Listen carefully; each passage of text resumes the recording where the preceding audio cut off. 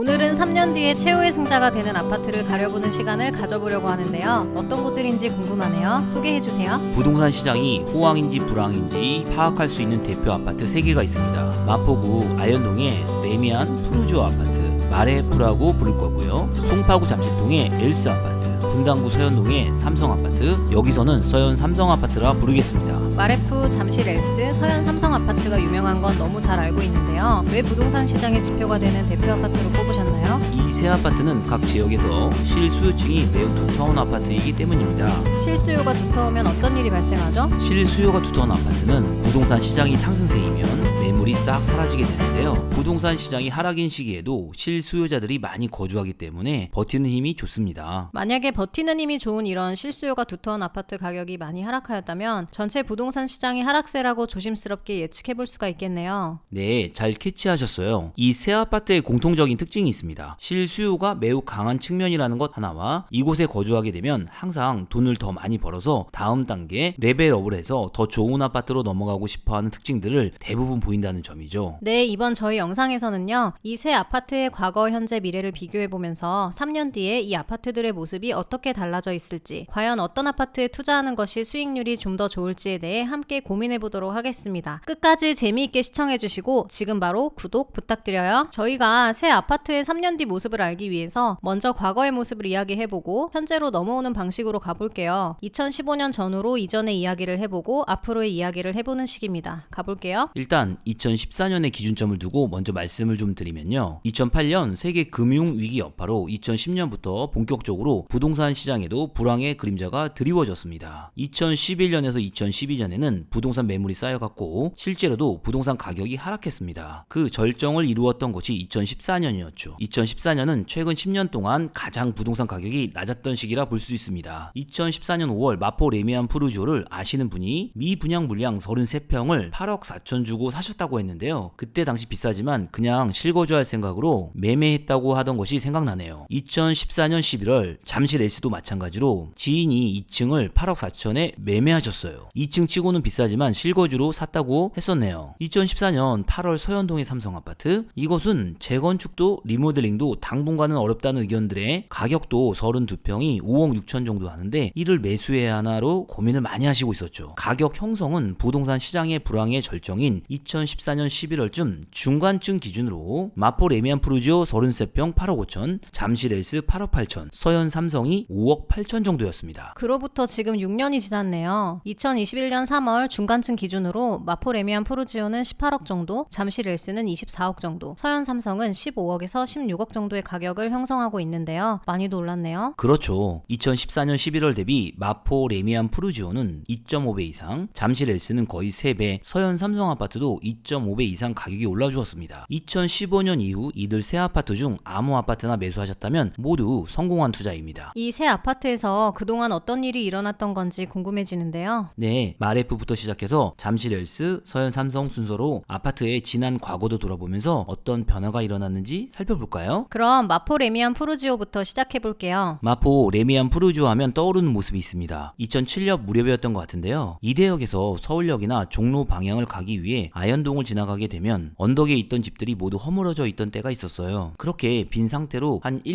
2년 정도 방치되어 있던 것이 아직 기억납니다. 지금은 마포 레미안 푸르지오가 있는 자리에 예전 모습을 말씀하시는 거죠? 네, 당시 꽤 넓은 작은 언덕으로 한참 동안 비어있던 기억이 납니다. 그때 기억으로도 여기가 아현 뉴타운 3구역인 줄 알고 있었는데 1, 2년 정도 사업장을 방치하는 것을 보고 재개발 사업이 참 쉽지 않은 사업이구나 당시 생각했었어요. 마포 레미안 푸르지오는 아현 뉴타운 3구역을 재개발하는 아파트입니다. 아현 뉴타운은 2003년 11월 2기 뉴타운 구역으로 아현동, 공덕동, 염리동 일대가 지정되었습니다. 그중 아현 뉴타운 3구역은 가장 큰 구역이었는데요. 약 4,000세대 규모의 대단지로 투자자와 조합원들의 개발에 대한 기대감이 매우 컸습니다. 사업 진행이 되면서 조합원들이 빠른 이주를 하였고 오밀조밀 모여있던 산동네 아현동의 낡은 집들이 빠르게 허물어졌죠. 그런데 사업이 빠르게 진행될 것 같은 아현 3구역은 조합원들끼리의 소송전으로 사업이 중단되었고 집을 허문 상태로 1여 년 정도 방치되었습니다. 즉 2006년 무렵부터 사업이 중단되어 2008년 사업이 재개되었던 지역이었습니다. 당시 조합원은 2329명 정도였는데 한동안 시끄러웠던 조합원의 소송전은 마무리되고 2008년이 되자 관리 처분에 들어갔습니다. 이번에는 사업이 지체된 동안 증가한 사업비가 조합원 분양가 상승으로 이어져서 문제가 되었습니다. 2008년 조합원 분양가는 34평이 4억 9천만 원 정도 책정됐는데 당시 조합원들은 모두 분양가가 비싸다고 아우성이었습니다. 착공식에 들어갔던 2018년 8월 무렵에는 최종 5억 5천만 원 정도의 조합원 분양가였고 일반 분양가는 7억 4천만 원 정도로 결정되었습니다. 마포 레미안 푸르지오가 일반 분양을 했던 2012년은 부동산 시장 분위기가 어땠나요? 2008년 세계 금융위기 여파가 있었고 당시 여파가 2012년까지 미쳤죠. 지금은 상상할 수 없는 일이지만 당시 마포 일대 신규 분양이 대거 미분양을 기록하고 있었습니다. 2011년 무려 공덕역 펜트하우스 주상복합 중대형이 미분양 상태에 있었고 2011년 8월에 진행됐던 대흥 3구역 지금의 대흥 자이 2차 일반 분양 34평이 6억 5천 선이었는데 30% 정도가 미분양이 났던 시기였습니다. 지금은 너무 인기 있는 아파트라 상상을 못할 일인데 부동산 불황 때는 이런 일도 일어나죠? 이러한 전반적인 부동산 불황에서 2012년에 일반 분양을 했던 마포 레미안 푸르지오 또한 미분양이 났던 시기였습니다. 미분양 물량은 준공을 앞둔 2014년 초까지 있었으나 2014년 9월 준공 전후로는 타입에 따라 4천만 원에서 8천만 원 정도의 프리미엄부터 거래가 되어 8억 5천 정도의 가격을 유지하였습니다. 네, 마포 레미안 푸르지오는 2014년 9월 드디어 준공을 하였고 3,885세대에 총 4개 단지로 들어섰습니다. 2015년 이후 마포 레미안 푸르지오의 가격이 상승하기 시작했습니다. 마포 전체가 좋아졌습니다. 과거 교통은 좋으나 주거지역이 낙후되었다는 마포 지역이었으나 개발을 통해서 속속 새 아파트들이 들어서면서 여의도, 공덕, 광화문을 잇는 주거지역으로 거듭났고 그 역할을 마포 레미안 푸르지오가 하면서 가격을 주도했습니다. 특히 아현동, 북아현동 대표적인 열악한 주거환경 지역이 신촌 이편한 세상, 푸르지오, 힐스테이트, 공덕차이 등 새 아파트 단지로 속속 바뀌어서 이 일대의 주거환경이 완전히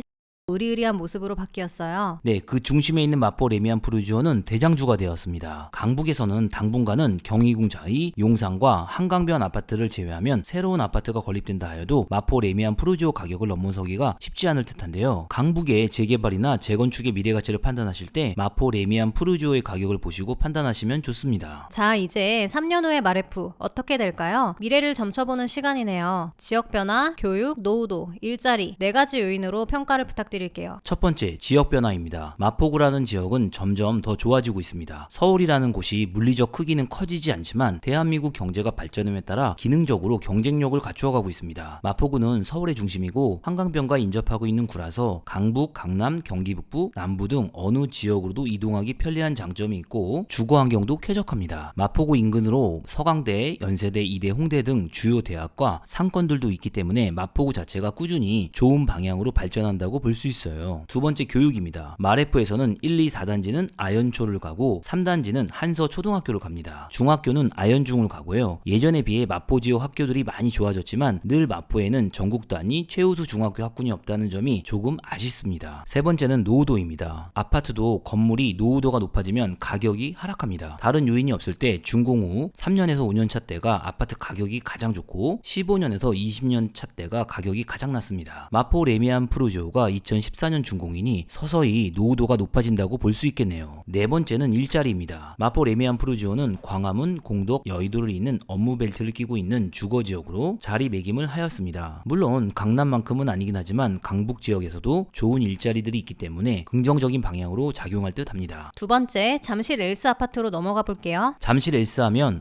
부동산 규제와 완화는 반복되는구나 하는 생각이 뇌리를 스칩니다. 2014년 무렵 엘스 2층을 8억 4천에 아시는 분이 매수하였다 하길래 속으로 비싸게 샀네 했습니다. 2014년 분위기는 부동산이 얼마나 더 떨어질지도 몰라 누구도 미래를 좋게 보지 못했던 시기였죠. 그런데 이게 참 생각해보면 엘스는 정말 짱짱한 아파트였다는 거죠. 2010년 무렵 잠실 쪽을 차로 가다 보면 저층 아파트 단지들이 진짜 멋있는 아파트 단지들로 바뀌어 있었습니다. 이 잠실 엘스의 개발사를 들여다보면 부동산 시장은 주기적으로 부동산 규제와 완화가 반복되는 것을 알 수 있습니다. 지금은 완전히 부동산 부동산 규제 시기잖아요. 특히 재건축 초과이익 환수제 문제로 재건축 단지들은 수익성을 고민하는데 잠실주공 5단지가 현재 딱 이 상황인 것이고요. 네, 근데 이는 과거에도 있었던 일입니다. 특히 엘스 건설 무렵이 바로 그 시기였습니다. 잠실은 원래 1976년부터 입주를 하여 7평에서 15평 서민 아파트들로 이루어져 있는 지역이었습니다. 잠실동 쪽은 1단지부터 5단지까지, 그리고 신천동 쪽은 시형 아파트가 있었습니다. 잠실 주공 아파트, 신천동 시형 아파트는 2000년대 초반부터 재건축이 본격적으로 진행되었고 엘스는 2004년 3월 사업 승인을 받았습니다. 잠실 주공 단지들의 재건축 과정이 순탄치만은 않았습니다. 특히 엘스의 경우 재건축 사업 중간 정부의 정책 변경에 의해 조마조마했었습니다. 2000년대 초반부터 부동산 가격이 상승을 했잖아요. 네, 2003년 노무현 정부로 바뀌자 지금처럼 정부가 각종 규제를 쏟아내는 시절 엘스가 재건축을 추진했습니다. 2003년 9월 5일 재건축 아파트 소형평수 의무 건설 비율 확대를 담은 9월 5일 대책을 발표하고 10월 29일 대책에서는 재건축 개발이익 환수제 등의 규제가 발표되었습니다. 이 대책은 매우 강력한 대책이었는데 지금의 재건축 초과이익 환수제와 거의 같은 개념의 법이었죠. 마치 지금 잠실주공 5단지가 정부 정책의 변화에 따라 재건축 초과이익 환수제 문제로 사업의 수익성이 달라지는 것과 비슷하게 과거 엘스 재건축 당시에도 이런 상황이 반복되었던 것이 정말 놀랍네요. 다행히 개발이익 환수제는 국회 운영위원회 결정으로 사실상 폐지되어 엘스는 사업을 무난히 진행할 수 있었습니다. 잠실주공 1단지 엘스는 소형평형 위주라 전체 조합원 세대수가 많았고 5,390세대여서 일반 분양분은 적었습니다. 그래도 2005년 25평형 290가구가 일반 분양가는 1,790만원 선, 즉 4억 2천만원 선에서 분양을 하였습니다. 네, 이렇게 잠실은 2006년에는 잠실주공 4단지가 레이크 팰리스로, 2007년 8월에는 잠실주공 3단지가 잠실 트리지움으로, 2008년 7월에는 잠실주공 2단지가 잠실 리센츠로, 2008년 9월에는 잠실주공 1단지가 잠실 엘스로 신축하여 이 지역이 모두 새 아파트 단지로 환골탈퇴하였네요. 현재 잠실 엘스는 5,678세대, 총 72개 동이 자리 잡고 있습니다. 2015년 이후 잠실의 분위기가 어떻게 됐는지 설명 부탁드릴게요. 2015년 이후가 사실 엘스를 포함한 잠실 새 아파트 단지들이 제대로 평가를 받기 시작한 때거든요. 사실 강남분들은 잠실 일대의 새 아파트 단지들이 멋졌지만 예전에 잠실의 주공 시형 아파트 이미지가 있어 새 아파트 준공 후에도 아주 높이 평가하지 않는 분위기였어요. 그런데 엘스 바로 인근 삼성동이 대한민국 최고의 지역이 되었잖아요. 맞습니다. 그래서 바로 인근에 있는 엘스를 포함한 잠실 단지들이 새롭게 각광을 받게 되고 신혼부부들한테는 선망의 주거지역으로 급부상하게 됩니다. 지금은 서초 강남의 비핵심 지역을 넘볼 수 있는 정도가 된 엘스이죠. 자, 그럼 이제 잠실 엘스의 미래를 좀 내다볼까요? 첫 번째, 지역 변화입니다. 새 아파트 중 가장 주변 지역이 좋아지고 있습니다. 인근에 있는 삼성동에 현대자동차그룹 신축 공사가 한창이고 종합운동장도 개발 계획이 있는 등 지역 변화가 가장 좋은 아파트입니다. 두 번째는 교육입니다. 엘스는 잠일초 신천중학교로 이어지는 학군이 매우 좋습니다. 여기에 잠일고등학교까지 있어 한 단지 안에 초, 중, 고등학교가 모두 있습니다. 잠실동 일대의 주변 학원가도 자리 잡았습니다. 그렇지만 매우 우수한 학군이라도 대치동 학군과 학원가를 능가하지 못하는 것이 사실이고요. 세 번째는 노후도입니다. 엘스는 이미 12년차에 접어들어 노후도에 있어서만큼은 조금 약점이죠. 새롭게 매매를 한다면 다시 수리 여부를 고려해야 한다는 점은 있습니다. 네 번째는 일자리입니다. 여전히 잠실역 일대에 좋은 일자리들이 생겨나고 있고 인근 삼성동은 현대자동차 사옥 신축 중입니다. 삼성동은 외국계 회사들과 주요 대기업 등 회사들이 몰려있어 좋은 일자리들이 엘스의 가치를 드높이고 있습니다. 자, 마지막 세 번째 아파트네요. 분당 서현 삼성 아파트 이야기를 해볼게요. 서현 삼성 아파트는 2014년 8월 무렵 분위기는 우울했습니다. 재건축을 하자니 아직 연차가 많이 남았고 리모델링은 불가능한 분위기였습니다. 서현 삼성 아파트는 1988년 8월 200만 가구 주택 건설을 위한 계획으로 지어진 1기 신도시의 대표 아파트로 분당의 시범단지였는데 1991년 9월 준공되었습니다. 분당의 시범단지였던 서현 삼성 아파트는 분양 초기 인기를 누렸습니다. 그러나 얼마 가지 않아 분당의 인기 지역은 바뀌었습니다. 그 주인공은 파크뷰 등이 있는 백궁 정자지구였습니다. 정자동이 이때부터 개발되나요? 토지공사가 정자역 일대 17만 평을 97년에서 99년까지 업무 상업용지로 분양을 했습니다. 한동안 미분양으로 나대지 상태로 이 땅들이 방치되어 있었고 98년 주상복합 고급화 아파트가 들어설 수 있도록 도시 설계 용도 변경을 하였습니다. 이때 용도 변경을 하여 특혜 논란 등의 말이 많았던 지역이었습니다. 이렇게 정자동 지역의 주상복합 건립붐이 일어 2005년 무렵 분당 정자지구는 대한민국 최고 주상복합 주거 우수 지역으로 탄생하였고, 분당 서현 삼성아파트는 서서히 잊혀져 갔습니다. 여기에 치명타는 판교 개발 계획이 발표된 것이죠. 분당 인근 풍수적으로 가장 좋다고 하는 판교가 본격적으로 개발하는 것이죠. 2008년 서판교 입주를 시작으로 2012년 무렵까지 판교 개발로 분당에 주도권을 넘겨주며 2014년 서현 삼성아파트가 주춤했다는 것입니다. 32평이 6억 이하로 거래가 되고 재건축도 리모델링도 어려운 아쉬운 단지가 되어버렸다는 이야기입니다. 서현 삼성아파트 2015년 이후로 가볼게요. 서현 삼성아파트는 긴 잠을 자는 듯 했는데요. 판교는 주변 환경이 깨끗하고 신축 아파트이나 당시는 교육 여건이 분당만 못하다는 평가를 받았습니다. 이에 다시 분당 쪽이 주목을 받게 됩니다. 서현 삼성을 비롯해 분당 전체는 중학교 학군이 매우 좋은데요. 서현동의 서현중학교, 순회동의 내정중학교, 순회중학교 등이 유명하고요. 사실 분당 어디에 있는 중학교라도 전국에서는 상위 학교로 평가를 받죠. 그렇죠. 이와 같은 분위기 속에 판교 테크노밸리가 자리를 잡고 수원, 삼성전자 등 소득이 높은 직장인들 내리 속에 아파트는 낡았지만 교육, 주변 편의시설, 공원 등의 쾌적한 환경 등이 재평가를 받으며 서현 삼성아파트가 꾸준히 가격 상승을 이루어냈습니다. 자, 그렇다면 서현 삼성아파트의 향후 모습을 좀 살펴볼게요. 첫 번째, 지역 변화입니다. 서현 삼성아파트 주변으로 변화가 있는 것은 아니지만 조금 넓혀보면 판교 테크노밸리, 판교 제2 테크노밸리, 분당 정자동을 비롯한 경기 남부 지역으로 대기업과 우수한 벤처기업 등이 속속 자리 잡으면서 지역의 변화는 긍정적으로 바뀌고 있습니다. 두 번째는 교육입니다. 서현초, 서현중학교 학군은 어디에도 뒤떨어지지 않는 학군으로서 분당 지역은 수원 용인 지역에서 늘 학군 때문에 주거지를 선택하고 싶어하는 지역으로 자리매김을 하고 있습니다. 세 번째는 노도입니다. 서현 삼성아파트 준공이 91년입니다. 앞서 아파트가 생애 주기가 있다고 하였는데 준공 후 3년에서 5년차 때 가격이 가장 좋고 15년에서 20년 때 가격이 가장 낮다가 재건축 연한이 30년을 채우게 되면 다시 신축에 대한 기대감으로 가격이 꾸준히 상승하는데 서현 삼성은 이 부분에서 좋은 평가를 받을 수 있습니다. 네 번째는 일자리입니다. 앞서 언급한 지역 변화의 장점과 함께 판교 테크노밸리, 판교역 일대, 정자동 일대에 최고 기업들이 자리 잡고 있는 훌륭한 조건이네요. 여기까지 오늘 너무 흥미롭게 마포 레미안 푸르지오, 잠실 엘스, 서현 삼성 아파트를 살펴보았네요. 모두 다 실거주로 매우 우수한 아파트였죠. 부동산 시장의 중심 역할을 하고 있는 훌륭한 아파트라는 공통점도 있었고요. 우리가 또 순위를 한번 매겨보는 것을 그래도 좋아하잖아요. 어떻게 보시는지 평가 부탁드릴게요. 사실 모두 다 좋은 곳이라 우선 순위를 평가한다는 것이 의미가 없을 정도지만 그래도 굳이 평가를 해보자면 이렇습니다. 3, 4년 뒤 현대자동차 본사 이전 호재가 있는 삼성동과 인접해 있고 잠실 종합운동장 개발 호재가 있는 엘스가 노후도가 높아지고 있다는 단점이 있어도 가장 좋은 평을 이어나갈 듯 하고요. 다음은 서현 삼성아파트가 재건축 호재를 안고 재건축 이슈가 되면서 좋은 흐름을 보일 듯 합니다. 마포 레미안 푸르지오는 그 지역의 대장주로서 꾸준한 상승세를 이어나갈 듯 합니다. 이번 영상에서는 이 새 아파트의 장점을 위주로 살펴보았는데요. 새 아파트를 비교했던 이유는 앞서 언급한 대로 부동산 시장이 호황인지 불황인지를 기준으로 삼으셔서 다른 부동산 투자를 하실 때